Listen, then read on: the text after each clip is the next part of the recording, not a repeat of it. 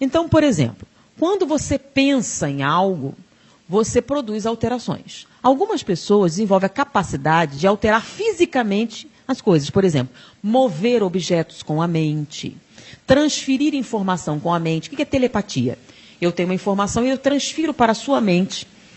Então, concebe-se, como a telepatia é um fato real, há a teoria de que o pensamento é uma onda e essa onda pode ser veiculada.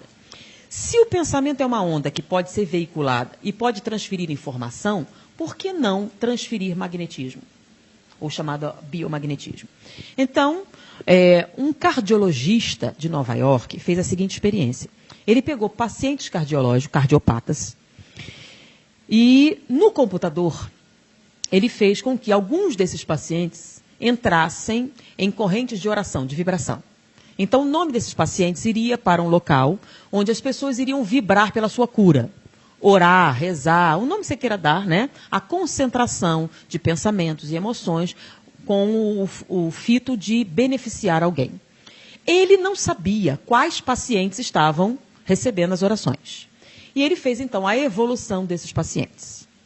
6 meses depois, ele comparou a evolução dos pacientes. E haviam pacientes que tiveram uma evolução superior a outros. E ele descobriu que aqueles que recebiam orações, aqueles que recebiam vibrações pela sua cura, tiveram uma recuperação superior àqueles que não recebiam.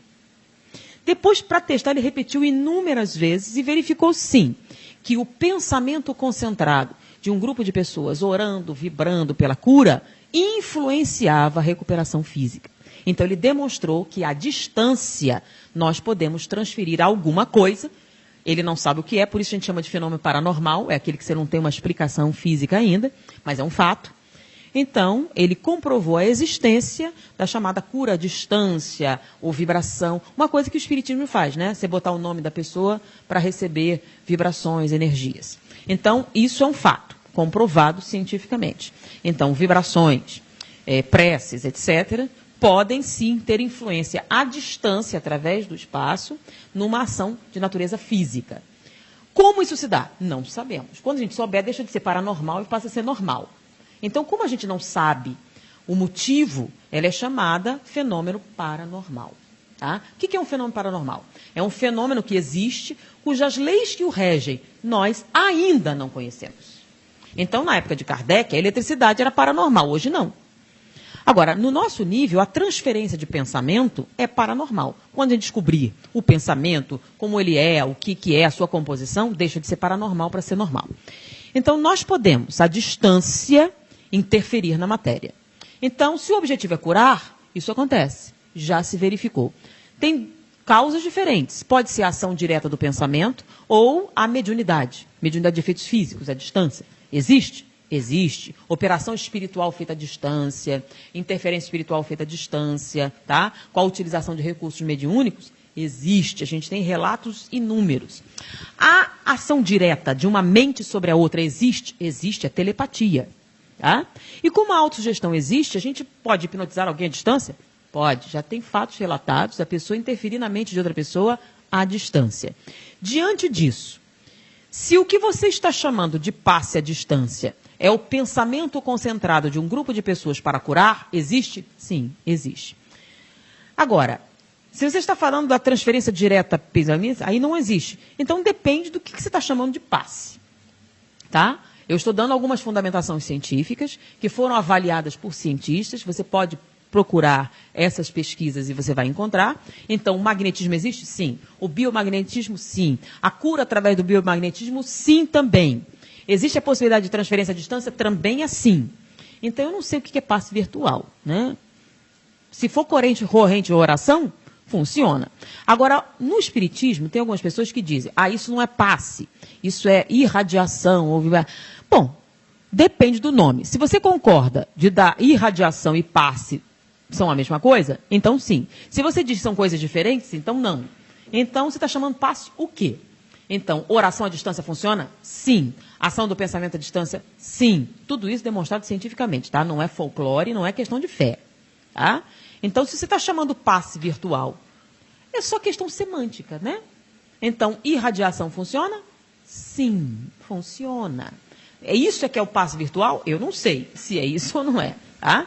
Então, vibrar positivamente para alguém funciona sim. Voodoo também funciona? Sim. Voodoo funciona à distância. Eu já vi funcionar, a gente tem relatos de funciona. Mas o que é o voodoo? É o pensamento à distância para o mal? Não, tem a autossugestão à distância também que funciona. Junta a telepatia com a autossugestão e você tem o voodoo. Tá? Então, do que você está falando que é esse passe virtual? É voodoo, é pensamento, é irradiação. Todas essas coisas existem, tá? Então, depende do contexto que você está falando. Então, antes da gente responder, tem que saber exatamente a que você está se referindo. Agora, como eu não sei o que é passe virtual, eu estou supondo que está falando de irradiar o pensamento positivo da outra pessoa. Funciona? Sim. Tá? Agora, é igual para todo mundo? Não. O que interfere diretamente no resultado do passe magnético ou na transmissão de bioenergia? Egoísmo. O egoísta não gosta de dar nada, nem energia. Então, quanto mais egoísta você é, pior o seu passe. Quanto mais altruísta você é, melhor o seu passe. Então, o que é que afeta a transmissão de bioenergia? Você ter energia para dar, e todos nós temos, e vontade de dar.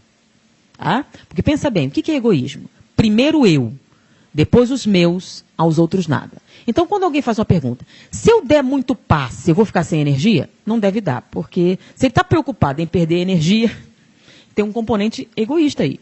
Tá? A energia é como leite materno. Quanto mais se amamenta, mais produz. Então, como a energia vem do movimento dos átomos, tá? Quantos átomos a gente tem no corpo? De quanta energia nós estamos falando? O que é uma bomba atômica? Quando você pega e usa a energia para forçar a aproximação, aquilo explode com uma capacidade destrutiva que destruiu a cidade de Hiroshima e Nagasaki. Né? E eles usaram poucas gramas de hidrogênio. Quanto hidrogênio a gente tem no corpo humano? Então, de quanta energia estamos falando? De uma energia praticamente inesgotável. Então, se a sua consciência imortal, né, o espírito, quiser usar essa energia para fazer alguma coisa, ele pode. O que é que Jesus disse? Se tiverdes a fé do tamanho de um grão de mostarda, podereis dizer à montanha, põe-se daqui para lá e acontece. Ele está mentindo? Não. Segundo a física quântica, energia tem. O que é que nos falta? Falta fé. Tá?